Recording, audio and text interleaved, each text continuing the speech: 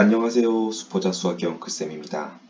오늘은 삼각비에 대해서 알아보도록 하겠습니다.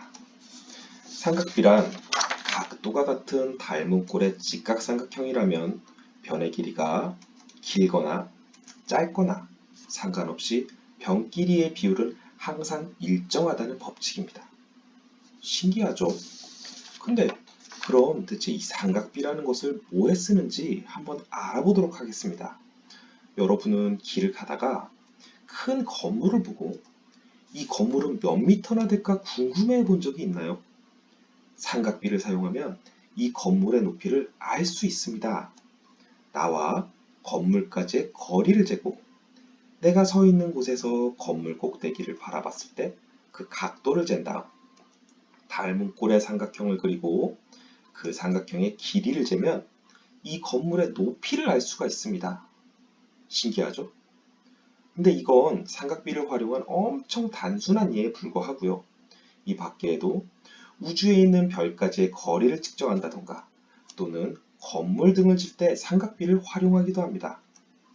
자, 그럼 이제부터 삼각비에 대해서 본격적으로 알아보도록 하겠습니다. 삼각비의 종류에는 사인, 코사인, 탄젠트 이렇게 세 가지가 있는데요. 삼각형 ABC에서 각 A를 기준으로 sin A는 빗변분의 높이, 즉 B분의 A가 되고요.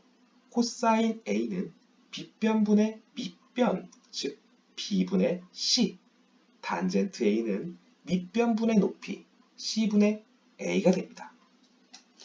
어떤가요? 여러분, 뭔가 다 비슷비슷해서 헷갈리죠?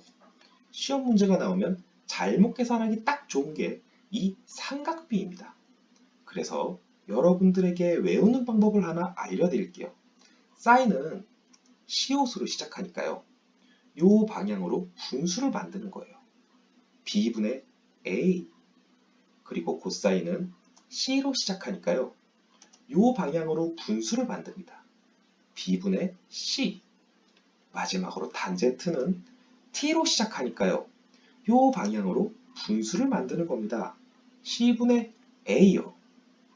너무 유치하죠? 근데 원래 수학 공식은 유치하게 외울수록 오래 남습니다.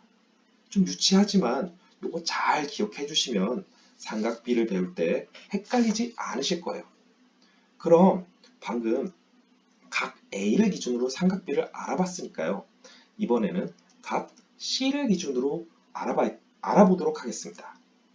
이제 sin A, 코사인 A, 탄젠트 A가 아니라 sin C, 코사인 C, 탄젠트 C를 구해봐야겠죠.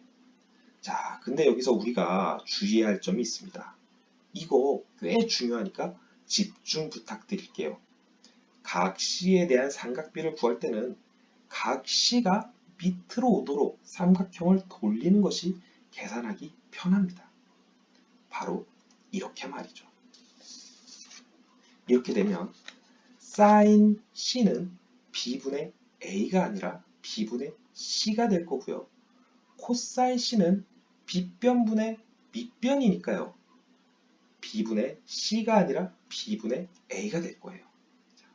마지막으로 탄젠트 C는 밑변분의 높이니까요. C분의 A가 아니라 A분의 C가 되겠죠. 자, 근데 말이죠. 제가요, 학원에서 삼각비를 가르치다 보면 각 C의 삼각비를 구하기 위해 삼각형을 돌려봅시다 라고 할 때 꼭 허리를 막 이렇게 뒤틀면서 머리를 이렇게 90도로 꺾는 학생들이 있어요. 자, 여러분은 그러지 말고요. 꼭 문제집이나 시험지를 돌리도록 하세요. 이렇게 말이죠. 자, 그럼 이제 간단한 문제를 하나 풀어보도록 할게요.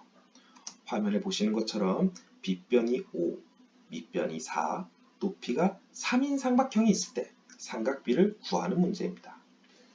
sin A는 빗변분의 높이라고 했으니까요. 5분의 3이 되겠죠. 코사인 A는 빗변분의 밑변이라고 했으니까 5분의 4입니다.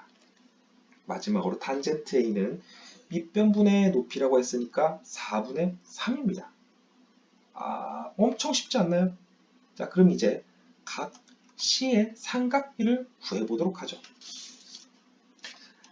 자, 사인 C는 빗변분의 높이니까 5분의 3인가요? 그럼 아까 구한 사인 A랑 값이 똑같은데요. 그럴 리가 없죠. 자, 아까 앞에서 설명할 때 각 C의 삼각비를 구할 때는 각 C가 위에 있게 하지 말고 아래에 있게 하라고 했습니다. 그럼 각 C가 밑으로 내려오도록 삼각형을 한번 돌려볼게요. 삼각형을 돌리고 나니 사인 C는 빗변분의 높이 5분의 4가 되겠죠. 코사인 C는 빗변분의 밑변 5분의 3이고요. 마지막으로 탄젠트 C는 밑변분의 높이 3분의 4가 됐습니다. 자, 여기까지가 삼각비의 기본적인 내용이에요.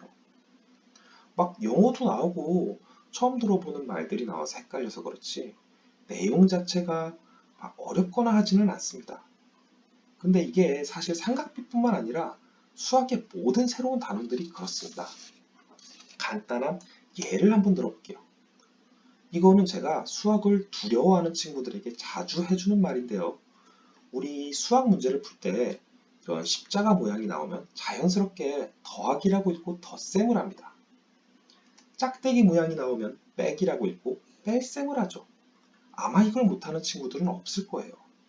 하지만 우리가 이걸 처음부터 잘했나를 생각해보면 그렇지 않습니다. 우린 처음에 이 새로운 개념에 대해 익숙해지기 위해서 엄청나게 많은 반복 훈련을 했어요.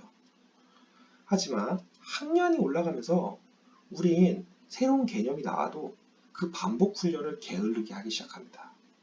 그리고 나서 수학이 어렵다고 이야기를 하죠. 여러분이 오늘 배운 이 삼각비도 마찬가지입니다.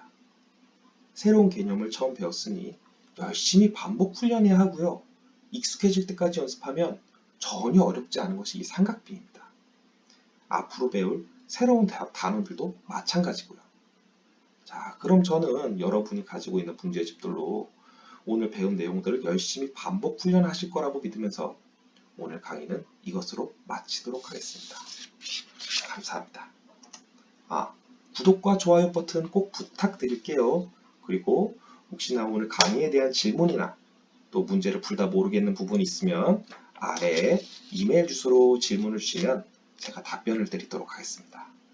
감사합니다. 안녕히 계세요.